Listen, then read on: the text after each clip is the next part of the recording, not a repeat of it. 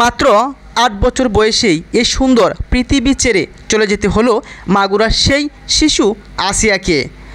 সম্প্রতি সামাজিক মাধ্যমে আসিয়ার মৃত্যুতে গভীরভাবেই নিস্তব্ধ হয়েছে অনেকেই। শেষ পর্যন্ত অকালেই জীবন প্রদীপ নিভে গেল এই আসিয়ার।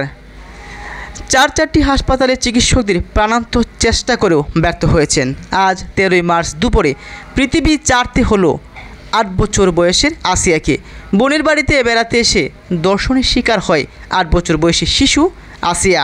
আজ দুপুর 1টায় সম্মিলিত সামরিক হাসপাতালে শেষ নিঃশ্বাস ত্যাগ করেন শিশুটির মৃত্যুর বিষয়টি নিয়ে সোশ্যাল মিডিয়া সহ বিভিন্ন মাধ্যমে নারীদের নিরাপত্তা বিচার নিয়ে তীব্র দাবি উঠেছে। ধর্ষণের ঘটনায় জড়িতদের কঠোর শাস্তি দাবি করেছেন অনেকেই। দেশের অনেক তারকারাও সামাজিক যোগাযোগ মাধ্যমে এ বিষয় নিয়ে কথা বলেছেন, সম্প্রতি মানববন্ধনও করেছেন। সবিজ অঙ্গনের জনপ্রিয় মুখ অভিনেত্রী তমা মির্জা তিনি প্রশ্ন তুলেছেন, যেখানে আসিয়া বেঁচে নেই, যার জন্য আসিয়া আজ পৃথিবী ছাড়তে হলো, দর্শক কেন বেঁচে থাকবে? শিশুটির মৃত্যুর সংবাদ প্রচারের পর ফেসবুকে একটি পোস্ট করেন নায়িকা তমা মির্জা। ফেসবুক পোস্টে তিনি লিখেন, শুনেন, পশু ধরে রেখে দেয় না, মেরে ফেলে। আবর্জনা পরিষ্কার করে ফেলতে হয়, রেখে দিয়ে দুর্গন্ধ চড়াতে হয় না। 10 বা 20 জন পশুরূপী অমানুষ না থাকলে আমাদের দেশের জনসংখ্যা কমবে না।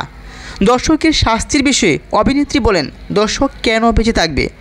হয় সঙ্গে সঙ্গে মারেন, না পালে সাধারণ জনগণের কাছে দিয়ে দেন, কিন্তু বাঁচিয়ে রেখে না। গত 6 মার্চ মাগুরা শহরে বোনের বাড়ি বেড়াতে গিয়ে ধর্ষণের শিকার হয় ওই শিশুটি।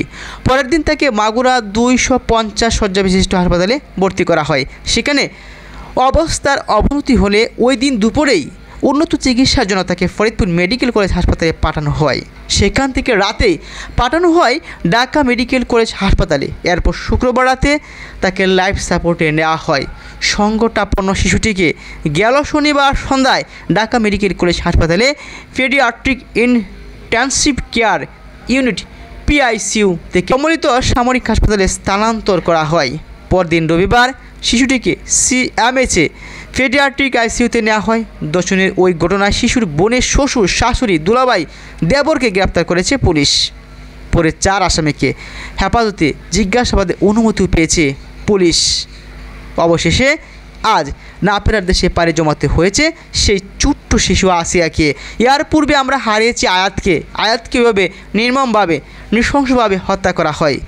তারা আজ অনেকটাই নিস্তব্ধ, অনেকটাই শোকাহত, মর্মাহত, চান সঠিক বিচার। আর যেন কোনো আয়াতকে, আর যেন কোনো মুনতাহাকে, আর যেন কোনো আসিয়াকে হারাতে না হয় আমাদের।